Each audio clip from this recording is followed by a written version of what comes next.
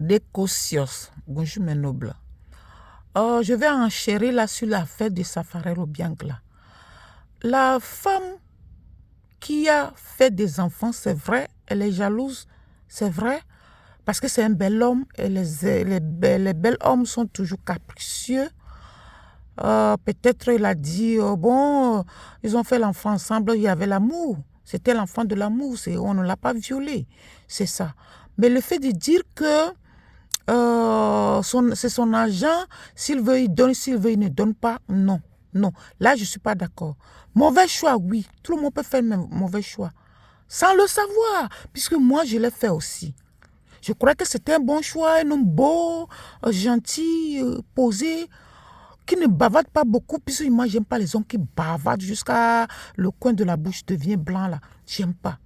Donc, c'était presque mon critère, mon premier mari. Mais à la fin de compte, je me suis rendu compte que je me suis trompée. Et j'avais déjà coulé deux sangs déjà, ça dit 2 enfants. Vous voyez? Et les enfants là, c'est moi-même qui les élevais, l'école et tout. Et le monsieur même encore, c'est moi qui le nourrissais. Puisque je ne peux pas faire à manger à mes enfants sans lui donner. Il ne donnait pas la ration. En tout cas, c'est un monsieur qui ne voulait rien foutre quand même.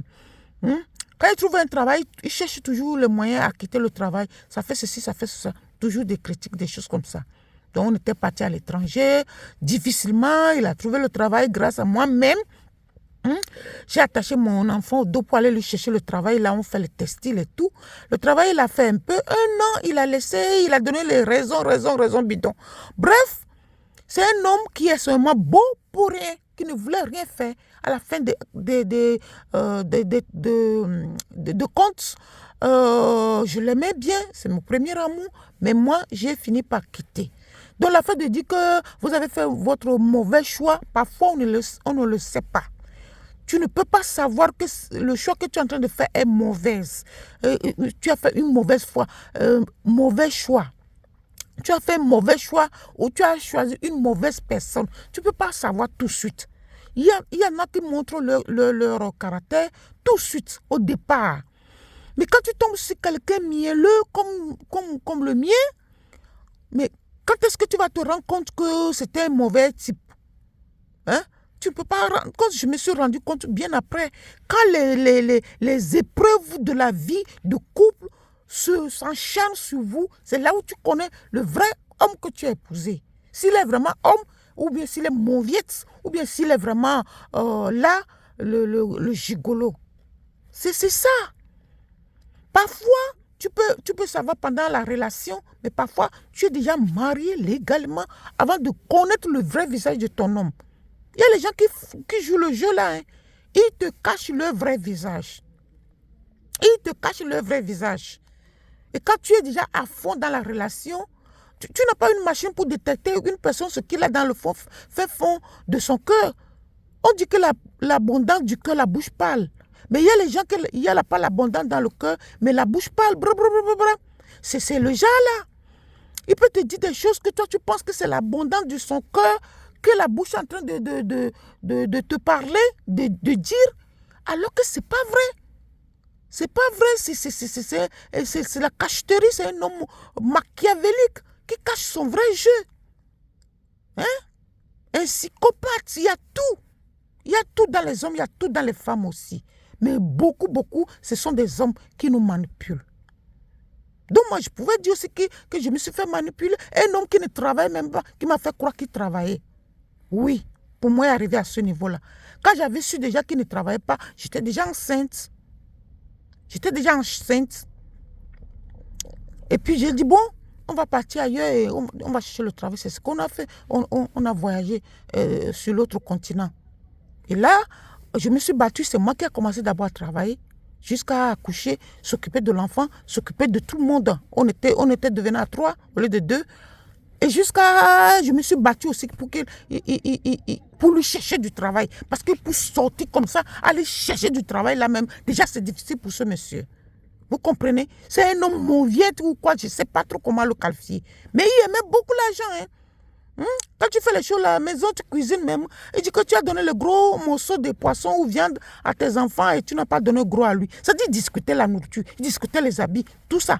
Hein? Tu as acheté les habits qui sont chers pour toi, pour moi, tu as acheté le moins cher. Moi, hein, qui achète les habits pour lui et pour mes enfants et pour moi-même. Il dit que pour moi, est plus cher que pour lui. Ça dit, j'avais 3 gosses à la maison. Bon, à la fin de compte, on a eu jusqu'à 2. Parce que je ne voulais pas le laisser. Je voulais à tout prix qu'il devienne vraiment un homme.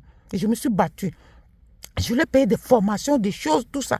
À la fin de compte, il lâchait ça en coup de route.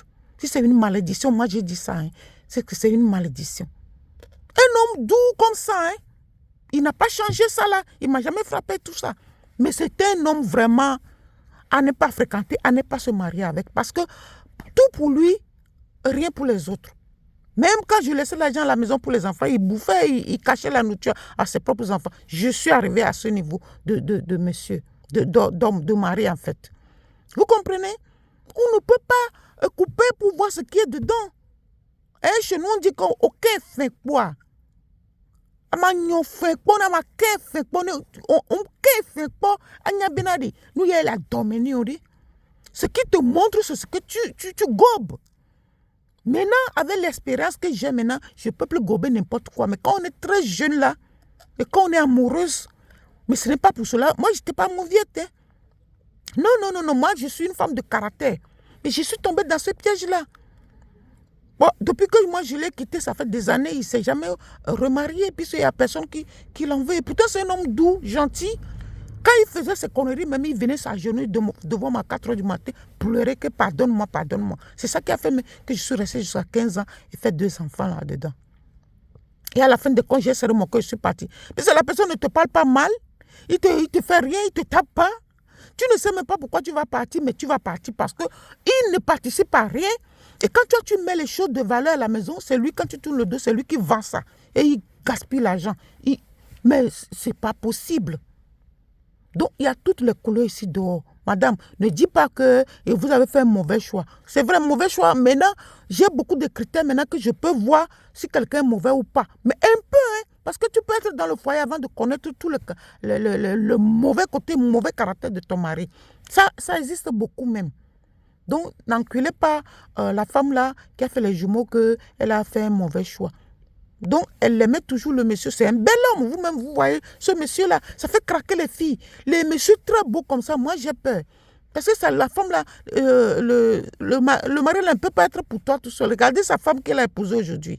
Une femme simple. On va voir combien de temps ce mariage va durer et ce que ça va donner. Parce que c'est un homme très beau et il va toujours chercher les femmes. Il va toujours tromper sa femme parce qu'il courait beaucoup de femmes avant. Ce n'est pas parce qu'il s'est marié maintenant qu'il va vraiment se calmer. Ça peut arriver qu'il se calme, ça serait une bonne chose. Mais je ne crois pas.